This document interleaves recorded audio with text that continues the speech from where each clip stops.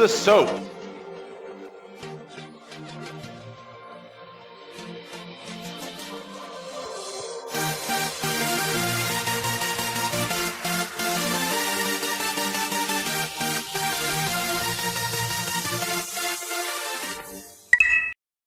Welcome everyone to another episode of the S.O.A.P. My name is Daniel, and this episode I'm joined by Arthur.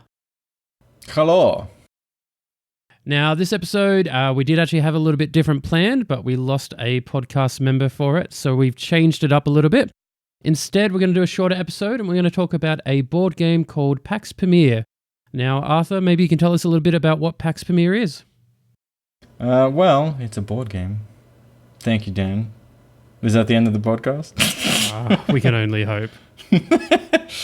Well, no. So it's an auteur-ish board game, to use the wanker term, and essentially it's set in the Pamir Mountains, as in like 19th century Afghanistan, of a period called the Great Game, where in this case 2 major empires were kind of vying for control.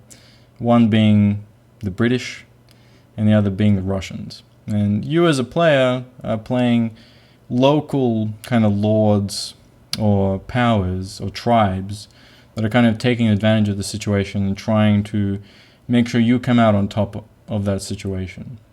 And you do that mostly by manipulating the situation. So you can use armies, you can bribe people, you can assassinate people. It's very backstabby and interactive. And very, very cool. And it is the second edition, which was originally a game that came out a bunch of years ago by the same designer, which has been redone in a beautiful, lovely little way through Kickstarter. So good for it. So what are the changes between the first and second edition? Are we just talking like a bit of artwork change, or are we talking about major differences? There's some pretty big differences. It's heavily streamlined. The second edition, they've removed a lot of the fiddliness. The first edition was designed by a company called Sierra Madre, who is owned by a dude named Phil Eklund, and he has a particular taste of design flavor. He tends to create a lot of very heavy games. When I say heavy, I mean heavy from like a thinkiness point of view. They tend to be historical themes or science themes.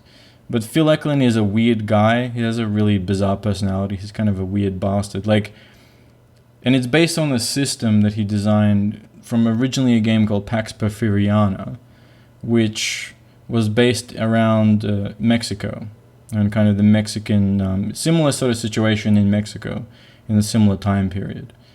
And the game essentially is just about getting a bunch of cards and using those cards to your advantage to manipulate the situation.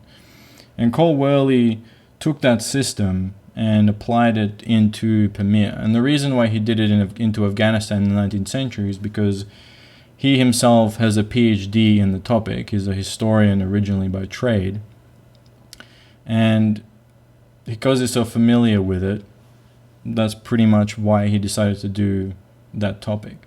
But the kind of nature of the beast is Sierra Madre makes really tiny boxed games, because it's like one guy owns the company. He does all the shipping by himself. So to save costs, they need to be under a certain size. And with that in mind, the first edition comes in this tiny little box with all the limitations you would expect of a tiny box. And when I say tiny, I mean it's like smaller than a mouse pad. Tiny. So they released the second edition mostly because it gave them an excuse to shove it on Kickstarter and put little nice pieces on it.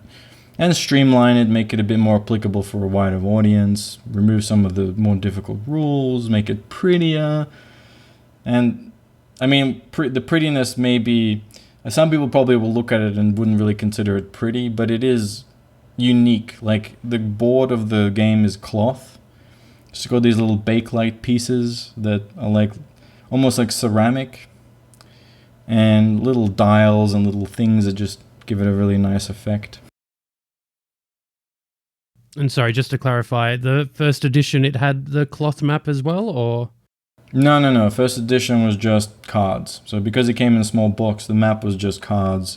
Used little wooden pieces, little plastic tiddlywink pieces that were the dollars or the money. and that's it. Like, there was much simpler because it was intended to fit in a tiny box. Whereas in the second, they got proper art done. Came in a large box. It has an insert which holds all the pieces in place.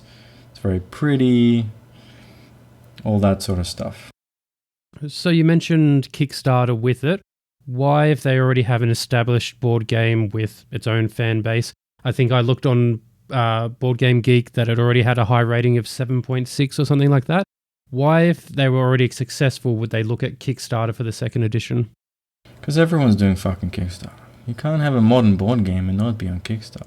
Also, because they kind of have the same situation. And they technically already... The guy that designed it, whose name's Cole Worley, he'd already designed another game called Root.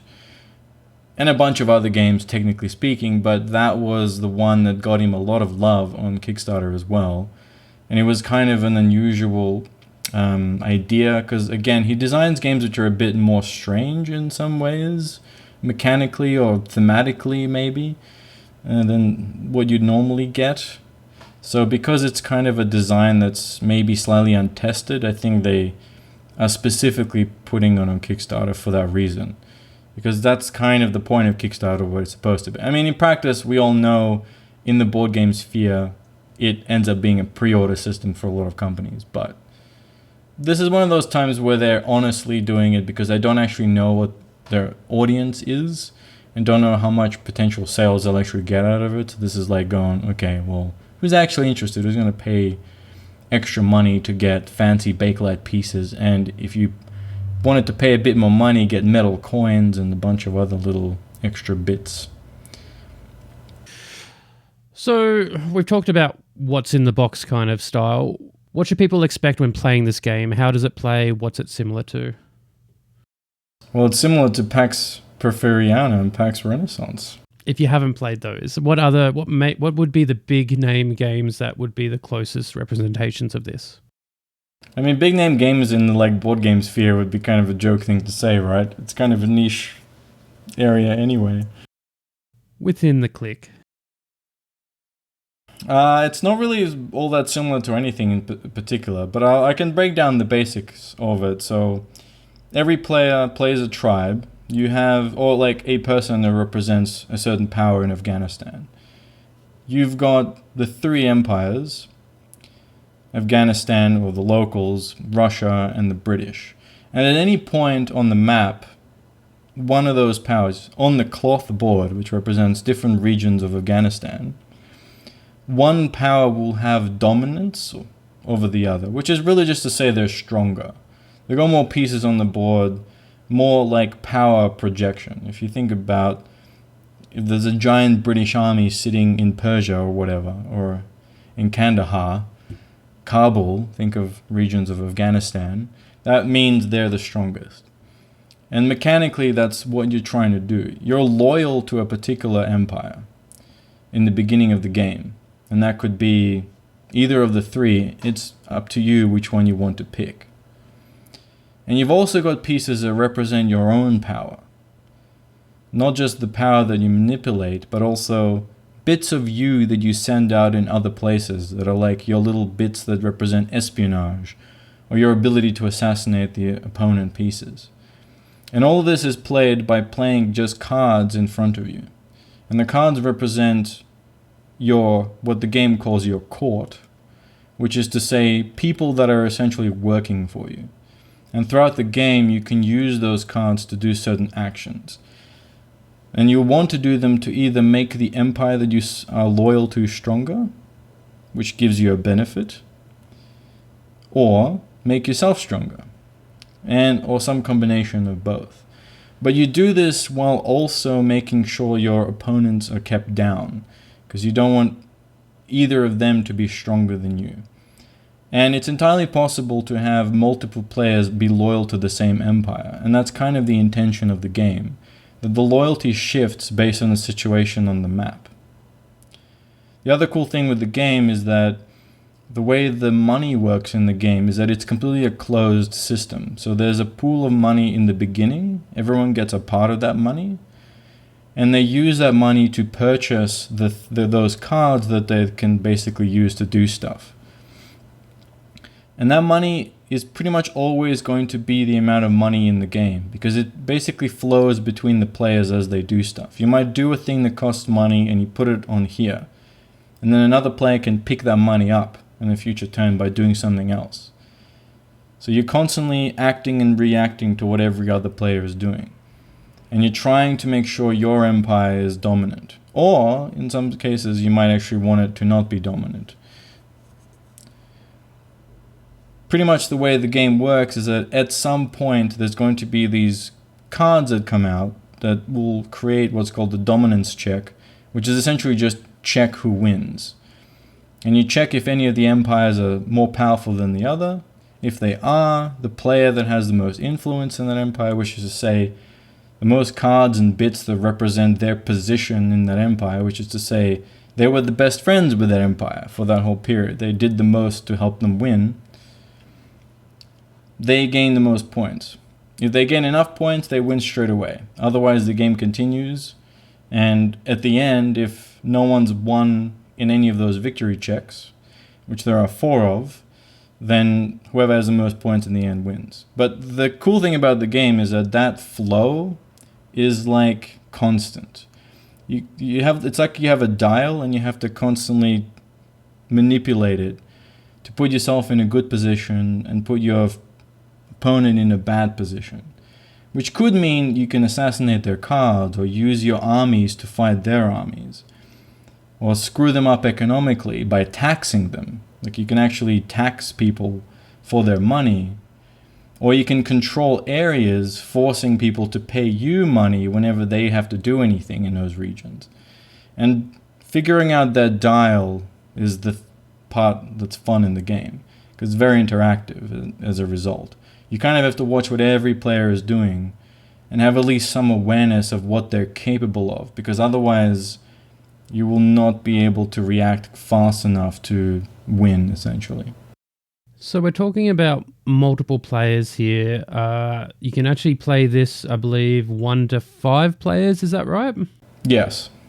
How does it change with the amount of players? Obviously, a solo game is going to be very different, and we can talk about that in a bit. But is there much of a difference between, say, 2 or 3 players playing this versus 4 or 5 players playing it? I wouldn't play with 2. It's not. I don't think it's really intended to play with 2. You technically can, but I think it's much better at 3 to 4. 5 works fine, but it would be too long, because you would be waiting too long for it to get to your turn. And the other disadvantage of playing with 5 would be that too much of the game state may change, and as a result, it may not feel like you have much control over what's happening. So the victory or not victory might come kind of completely randomly to that level. You can definitely still manipulate things, but I think 3 and 4 is the strength. There's the one play you can play that's essentially like against a bot. I haven't played that way, so I have no idea if that's any good. The bot seems pretty okay. And I mean, part of the reason why they include it is just because a lot of gamers do ask for there to be a solitaire mode. But I don't think the game is designed with solitaire in mind. I think it's designed as a multiplayer game because the fun of it is the reacting to what other players do. So it's not quite as interesting if you're just versing against an AI. But again, I'm speaking from assumptions because I haven't actually tried the solitaire mode yet. Would you suggest that the solo kind of modes that are coming out in board games comes from the fact that board games are a very niche group and finding other people to play can sometimes be a hard task? Yeah, absolutely. Heaps of players want solitaire mode specifically because they're in a situation where they play board games, but they don't actually have either. They may be in a region which doesn't have many board gamers, or for various other reasons they may not be able to schedule game nights. So there's tons of board games that cater to solitaire play.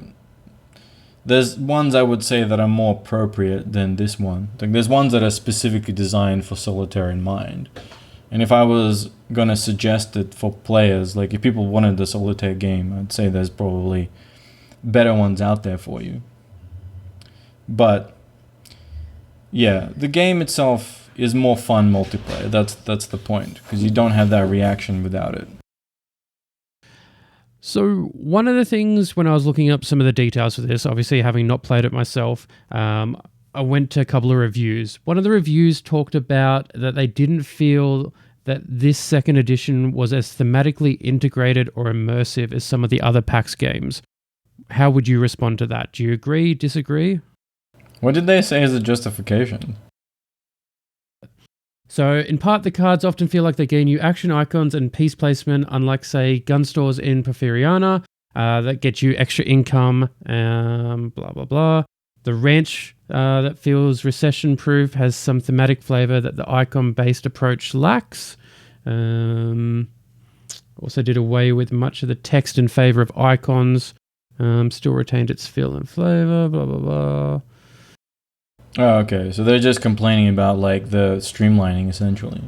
Yeah, it says don't get them wrong, but there's still a lot of interesting theme and flavor in the game. It just doesn't shine through as much as some of the other simulationist games like Churchill, the other PAX games, etc. It still has a lot of interest. The theme is still interesting. It's just not as well, and especially being a second edition, I guess you would expect more of the themes and more things to come out of a second edition than a first edition. Yeah, maybe, but not really, because that's not where modern second editions and like if you're talking about modern board games and like how they do second, third, whatever's editions, they're trying to streamline, because they're trying to like part of the things is, as you know, in the last like, why are we even talking about fucking board games? Because in the last 5 years, the industry has grown so fucking massively. So because there's all this new blood. Having this old school design thing of like, so see, when he talks about simulation, he's referring to something specific, because part of the thing is the PAX games are kind of light war games, or at least they're thought of as. It's almost like a whole genre of its own. But when people talk about simulation in war games, what they're talking about is essentially more rules that indicate an element of historical accuracy. And board gamers, like war board gamers or simulation gamers, have a name for this. It's called Chrome. That's what they call it. Right. So the more Chrome a game has, the more kind of historical flavor, historical verisimilitude it has. So the more historically true it feels. However, Pax Pamir is designed away from this on purpose, because the intention is to remove part of the Chrome but keep the player concentrating on interacting with one another, because a lot of modern games are trying to do that. They're trying to combine these various styles of gameplay to actually keep it interesting throughout the whole playtime, because you're not actually necessarily simulating a historical situation. What you're doing is you're creating a situation where the player has enough agency that they feel like it has history, but when you boil it down to it, obviously this is not particularly representative of the actual history. But I would argue strongly against that person, because none of the PAX games are particularly historical. They have a lot of historical chrome and a lot of historical flavor, but because here's the thing, Phil Eklund, who designed Pax Porphyriana, who designed another game called Pax Renaissance, he has I kind of think I mentioned it before, he's got a very particular thing, style, and also opinion. So as an example, in the rule book for Pax Renaissance, so Renaissance is set in, it's the same game system as Pamir is, pretty much. But it's set in like just on the cusp of the Renaissance throughout Europe. And you play bankers that are trying to manipulate situations to your favor. So in the same way that Pamir is set in in Afghanistan in the 19th century, we're trying to advantage yourself and your kind of locals. Here you're bankers throughout Europe trying to advantage yourself. But you do things like bankroll rebellions and decide for one day that, like, there's a whole thing where the game's supposed to show like the Reformation happening. Like you can manipulate one religion against another religion, or like change the way that the trade flows from west to east or east to west of Europe. And Eklund in the book says the most bizarro shit. Like, he literally starts this is the rule book, by the way. It's supposed to tell you how the game plays.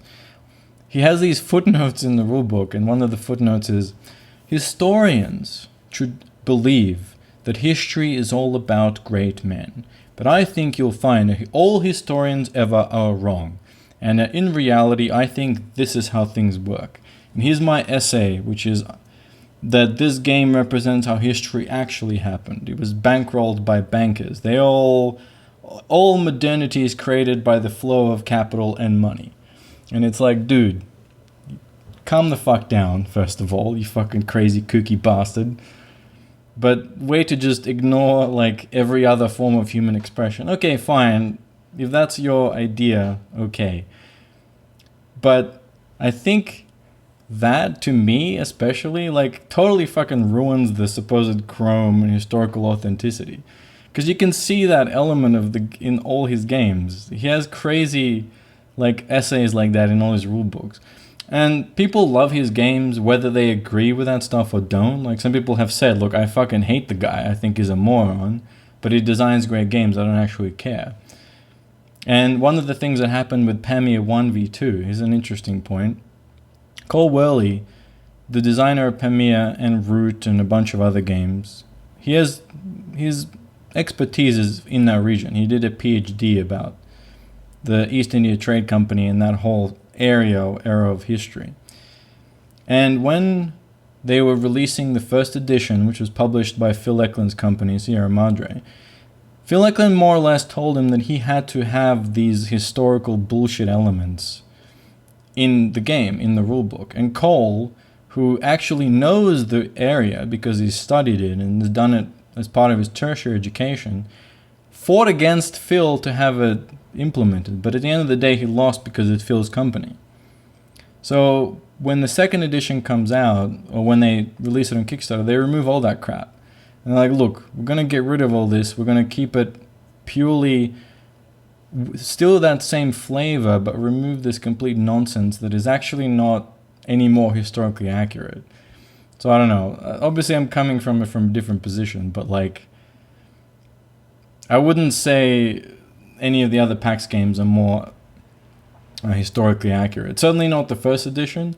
And PAX Renaissance in particular, to me, is like a joke, because it's like some of the stuff that he puts in that game is like historical flavor is just hilarious. Like, you can technically in PAX Renaissance have like the papal states, so like the Rome and the Pope, be taken over by like a Muslim jihad. It's bankrolled by a banker in like Milan. It's like, this doesn't seem especially historically sound, because it's not a situation. Like, I mean, maybe in someone's head that's theoretically possible, but I don't think any historian would look at that and go, yeah, that could have definitely happened.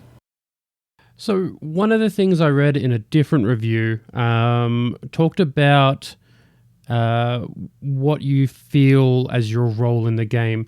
Now, when I say that, I'm talking about the setting, and I guess being in Afghanistan, you're talking about being a leader of, certain areas, tribes, that kind of stuff. This review talked about how much Cole, talks about in his developer diaries and that, how much he put into the setting of the game.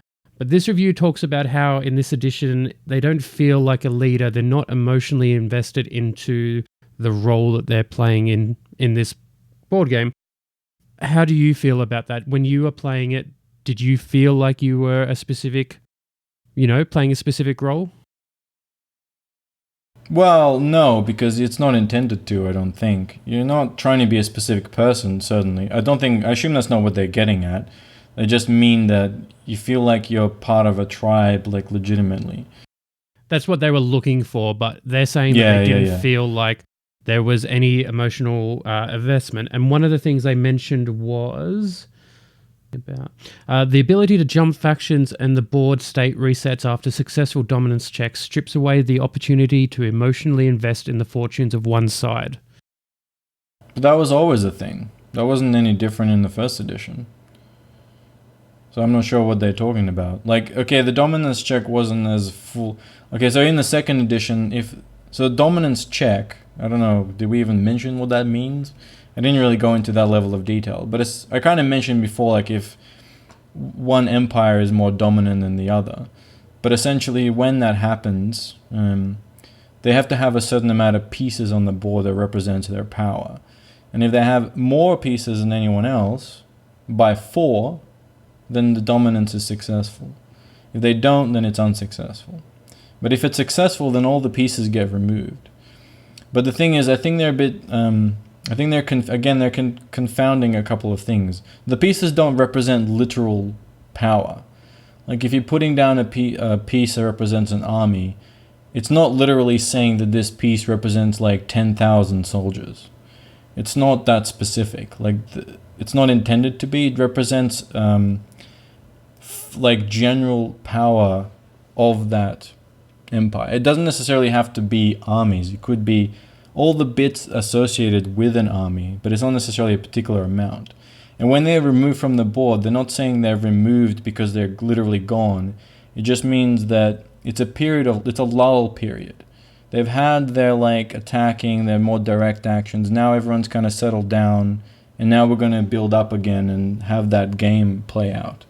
That's the idea. The armies, if you think of them, the way to think of it is the armies are always there. The pieces are always there. They're always trying to manipulate the area. There's constant involvement from every faction and you. What you're doing is just emphasizing one above the other, which is how the game represents you placing a piece down.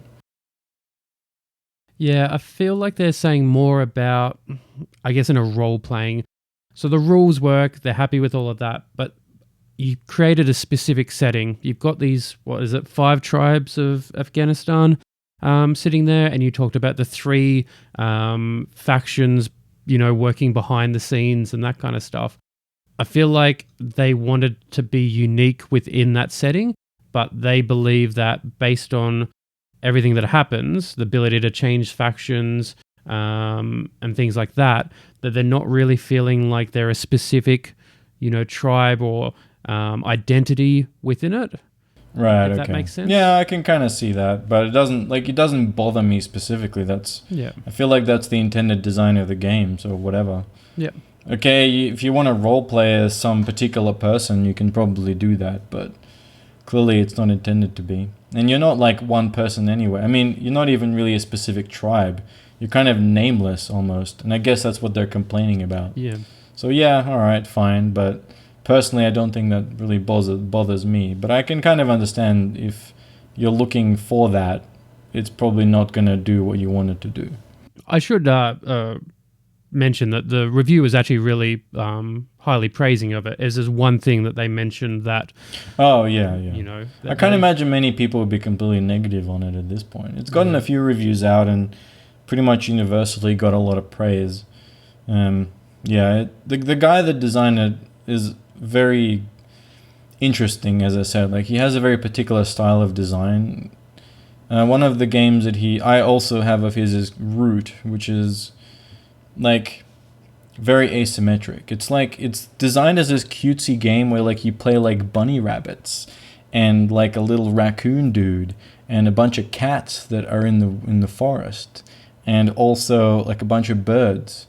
Except it's not like the game is about killing each other really horribly and manipulating each other really horribly constantly. It's like Happy Tree Friends.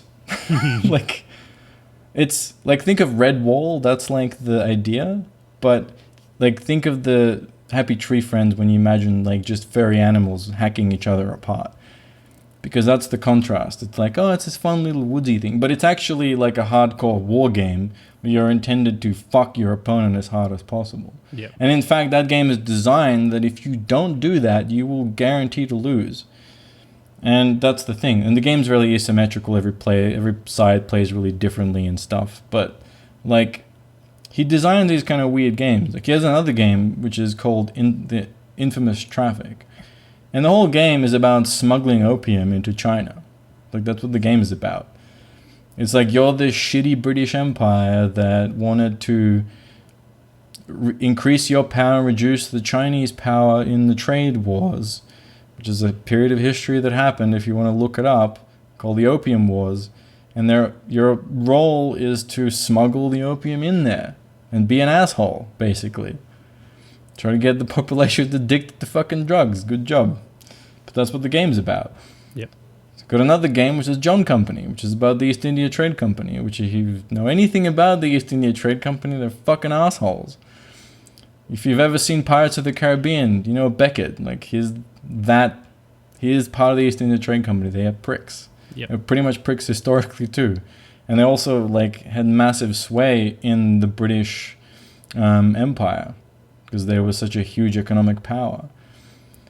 And the game is about essentially manipulating, again, the East India Trade Company to put your family into a better position. And that could be through political bribes and getting your family members, like essentially like enforced corruption by having your family members gain advantages where others won't. It's great. It's those kind of historical themes of being assholes is great. Because history is all about a bunch of assholes getting their way. Well, I might steer it back to our main topic of Pax Pamir. One of the interesting things that I found looking into this was talking about applying a wash to the game. Can you maybe explain a little bit about what that is and what that will do? Oh yeah, so in the game you've got these little bakelite pieces. So the pieces that are on the board first of all is cloth, so it's really nice. You like lay out the piece of cloth and it split into regions, and the bits that represent the empires like power, their armies or their roads or whatever, have these little bakelite pieces. They're like little ceramic, almost little ceramic blocks. And what some people have done, and what was recommended by the designer, is to give it a wash, like a miniatures wash. Like a really thin down paint, it kind of seeps into the cracks and creates a really beautiful contrast. And it's a little way to like make the game look prettier than it already does, which I'm totally going to do, because the base pieces are nice, but like having that contrast adds a lot. Also, it makes them, even that little bit for some reason makes them a lot easier to see apart, I guess. Not that they're completely different colors. It's not like they blend in or anything, but it just makes it look a lot prettier. If they recommended doing it, is there a reason why they wouldn't have done it at a production level? Probably too expensive. Like the cost of that kind of production is really quite a lot. You would probably add like an extra $30 per game retail, more than likely, which like people probably would pay, but maybe they weren't willing to go to that like maybe they thought it was too much of a risk with a game that's kind of already fairly niche. Yep. So I certainly wouldn't bother. Like wash is like cheap, so you can do it yourself if you need to. And also like there's been other games that have done like pre-painted minis, but they have either been quite expensive or even if they came, like there is one other game where they did pre-wash the pieces, but that game was designed by someone that basically sold the game at a loss, knowingly, because their intention was not really to necessarily make a profit. They're not a board game maker, so they really just, it was kind of their passion project, and they didn't necessarily intend for it to create great profit for them. I can mention the specifics if you want me to. No, we'll keep this episode nice and short. This was a quicker episode. So what I might do is talk to you a little bit about your overall thoughts of it. We've obviously talked a lot about some of the smaller details and that with it. To go back to this review, I really liked one thing that they wrote, and maybe that's a good point to start on your final thoughts. So they wrote, "What gets me excited about this game? I feel like it invokes something fundamental about how humans, acting in their own self-interest, go about building a power structure in an unstable political climate." What gets you excited about this game? That is very well put, and pretty much exactly why I like it. It's, for me, like, I love historical themes in games more than anything else, and this is like the Bastards of History edition. And it's great for that because it has that element of manipulation. But also, yeah, like when they're talking about the power structures and creating your own power structures, there's an element of the game where you can maybe sometimes want there to be chaos. Like that's how you're intending to win. And that's a perfectly legitimate strategy in the game. Yes, you're loyal to a particular empire, but you might be sowing chaos on purpose for your own reasons. And that's all, the way that flows between every single player is part of what makes the game designed so well. And that's, I think, what they're talking about, really.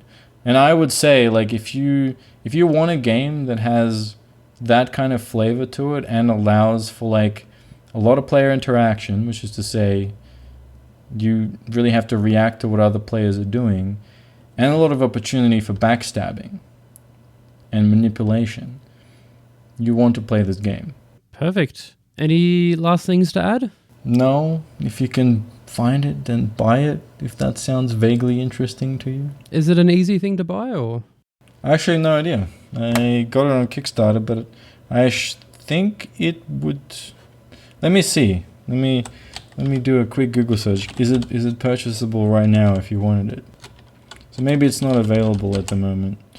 But I mean, the thing with board games is that there's generally a secondary market, so you can oftentimes buy it second hand from people. And there will probably be eventually available it's not cheap at the moment. It will get reprinted like all games do, so like at the moment it's probably not a super practical way to buy it unless you want to spend a crap ton of money.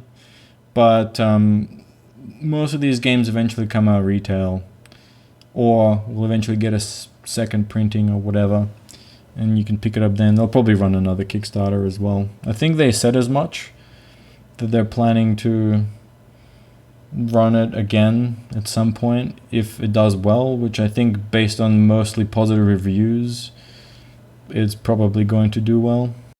What would be the purpose of another Kickstarter? Would they change it again, or literally just to resell it?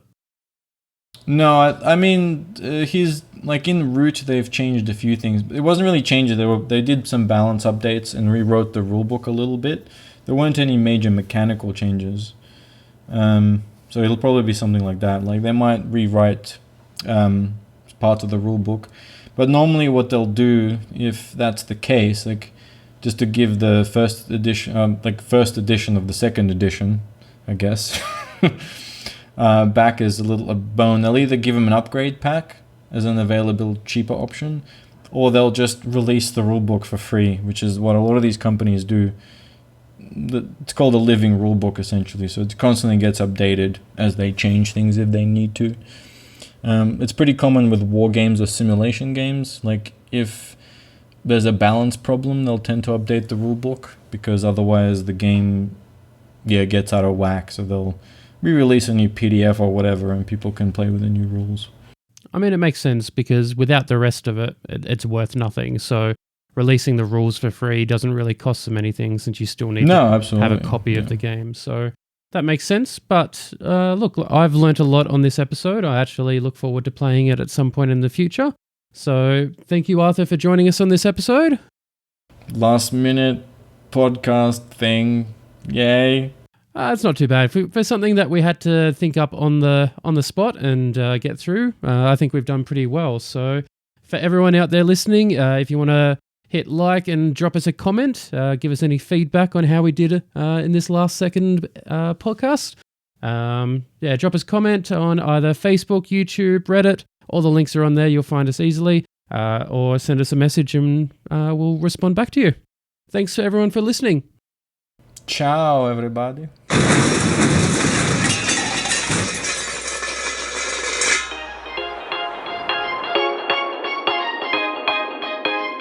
You have been listening to the S.O.A.P podcast.